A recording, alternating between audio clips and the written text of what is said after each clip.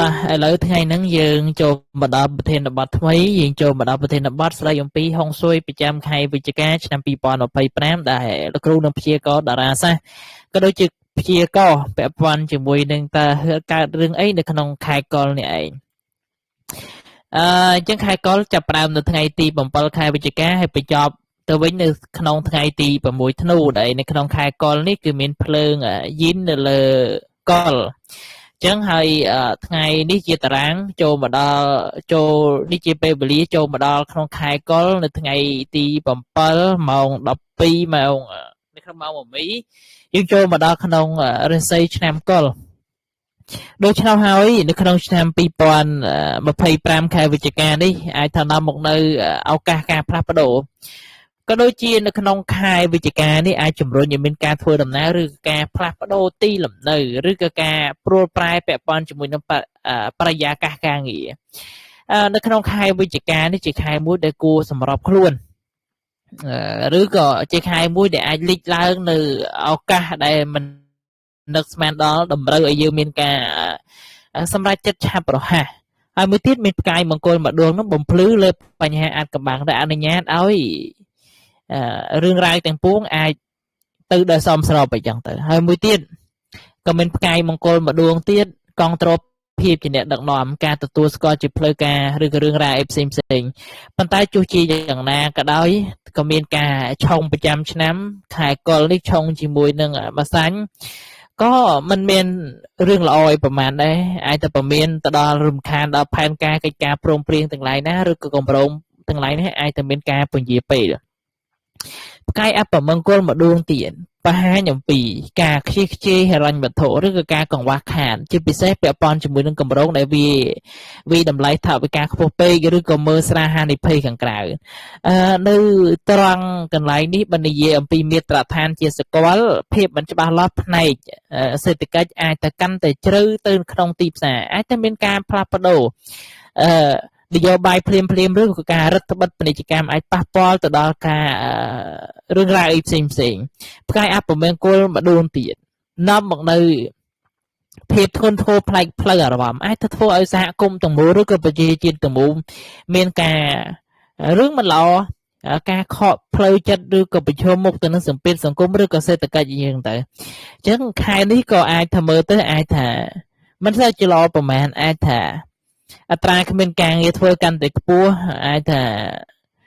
រួម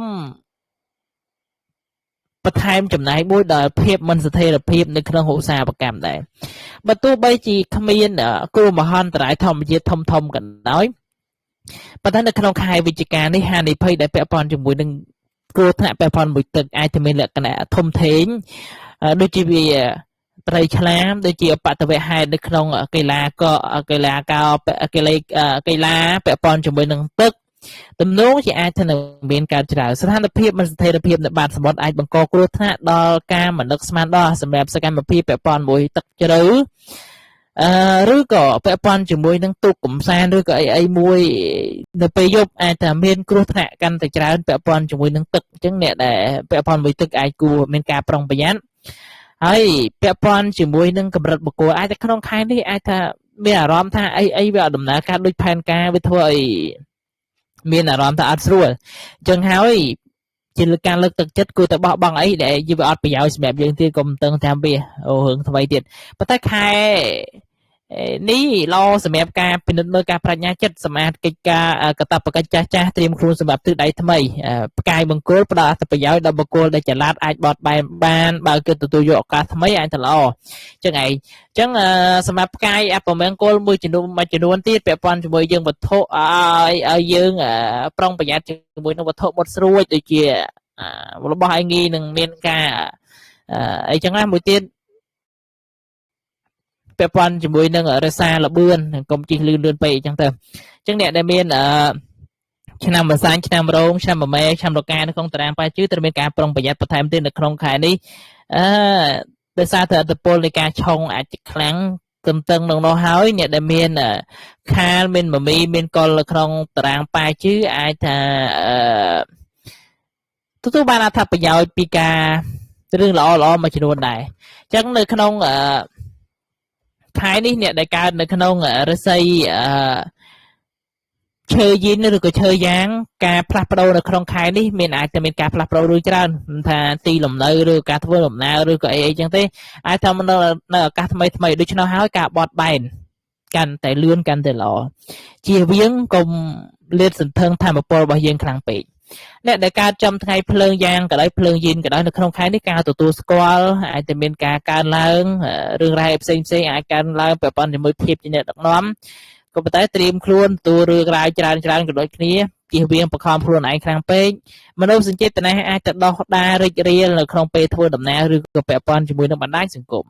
អ្នកដែលកើតចំថ្ងៃដីយ៉ាងឬក៏ដីយីននៅក្នុងខែនេះប្រុងប្រយ័ត្នពាក់ព័ន្ធជាមួយនឹងហិរញ្ញវត្ថុអាចจะមានការចាយលុយខ្ជិះខ្ជាយច្រើនចឹងទៅបើដល់អត្ថប្រយោជន៍អត្ថភាពដល់អ្វីដែលយើងមានហើយជាងទៅពង្រឹងអីដែលហួសហេតុពេកមានតែមានហើយនេះគួរតែពង្រឹងវាអីថ្មីកុំទៅពង្រឹងវាពាក់ព័ន្ធជាមួយអ្នកកើត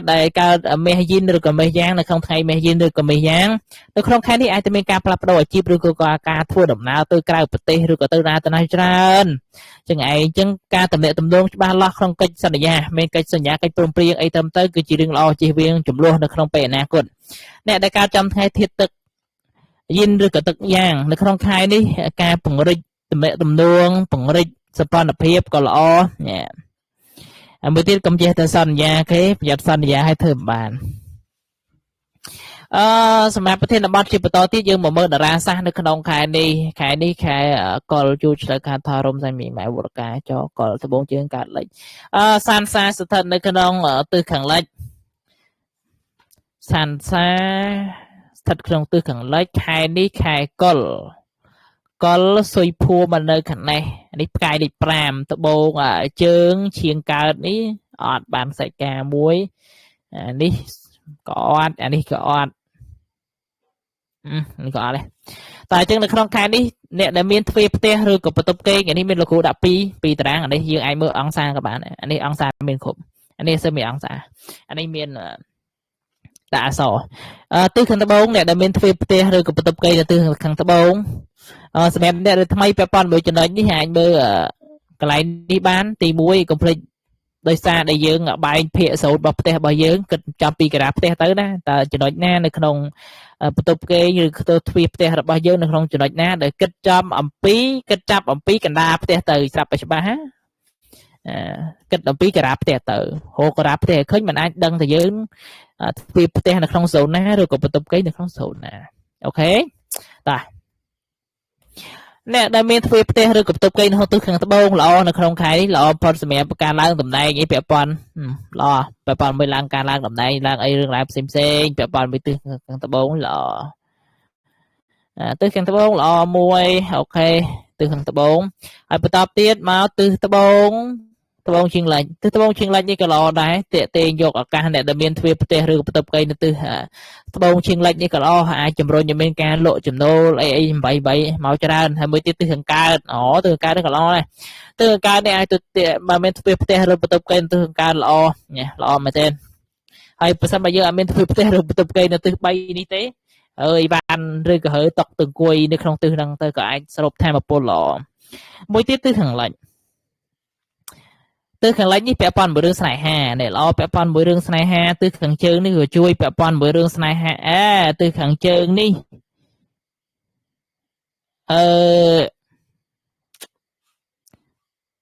ទិសខាងជើងនេះប្រយ័ត្នគេបោកបើសិនមានព្រាផ្ទះឬបន្ទប់គេងនៅទិសខាងជើងនេះប្រយ័ត្នគេបោកប្រាស់ពាក់ព័ន្ធជាមួយនឹងរឿងស្នេហានេះសាប់ច្បាស់ហើយទិសខាងកើតនេះក៏ល្អពាក់ព័ន្ធមួយរឿងស្នេហាដែរត្រួតគ្នាហើយមួយទៀតពាក់ព័ន្ធជាមួយនឹងអ្នកដែលចង់ឲ្យការសិក្សាល្អប្រសើរពិចារណាទិសត្បូងឈៀងកើតទិសត្បូងឈៀងកើតនេះពាក់ព័ន្ធមួយការសតិបញ្ញាសតិបញ្ញាចង់ប្រឡងបានល្អរៀនចាប់ផ្ទះចាប់ចានពិចារណានៅទិសត្បូងឈៀងកើតនេះមួយទិសខាងលិចនេះមួយប៉ុន្តែអានេះពាក់ព័ន្ធមួយពិចារណាច្នៃប្រឌិតនិពន្ធអីល្អពាក់ព័ន្ធមួយរឿងសង្គមប៉ុន្តែពាក់ព័ន្ធមួយរឿងវិទ្យាសាស្ត្រនេះពាក់ព័ន្ធមួយទិសត្បូងជាងការល្អពាក់ព័ន្ធបញ្ញាឆ្លៀតវៃពាក់ព័ន្ធមួយរឿងហ្នឹងតែឥឡូវទិសអត់ល្អម្ដងទិសជើងជាងលិច ជើងឈៀងលេខនេះប្រុងប្រយ័ត្នពាក់ព័ន្ធមួយចំនួនផ្នែកផ្លូវច្បាប់អញ្ចឹងទៅហើយទិសខាងជើងនេះក៏អត់ល្អប្រហែលដែរហើយពាក់ព័ន្ធជាមួយនឹងការលួចពាក់ព័ន្ធជាមួយនឹងវត្ថុមុតស្រួចងាយនឹងធ្វើឲ្យយើងរបួសហើយពាក់ព័ន្ធជាមួយនឹងកុំចូលទៅកន្លែងងងឹតណែទិសខាងជើងនេះពាក់ព័ន្ធមកងឹតហួរកាន់តែច្រើនមួយទៀតទិសជើងឈៀងកើទិសជើងឈៀងកើនេះស្ត្រីមានផ្ទៃពោះហើយប្រយ័ត្នលោតកូនលោតអីហើយហាមជួសជុលអីទាំងអស់នៅទិសជើងឈៀងកើនេះចឹងឯងទិសជើងឈៀងកើនេះប្រយ័ត្នពាក់ព័ន្ធមកឲ្យជួសជុលអីមួយទៀតទិសខាងកើតទិសជើងឈៀងកើតនៅក្នុងខែនេះតោះនេះជៀសវាងកុំប៉ះវាសោះនាំគ្នារើអីវ៉ាន់ទៅទិសល្អទៅបើមិនចង់សុខខ្លួនហីចឹងជូនពរដល់អ្នកទាំងគ្នាសំណាងល្អនៅក្នុងខែថ្មី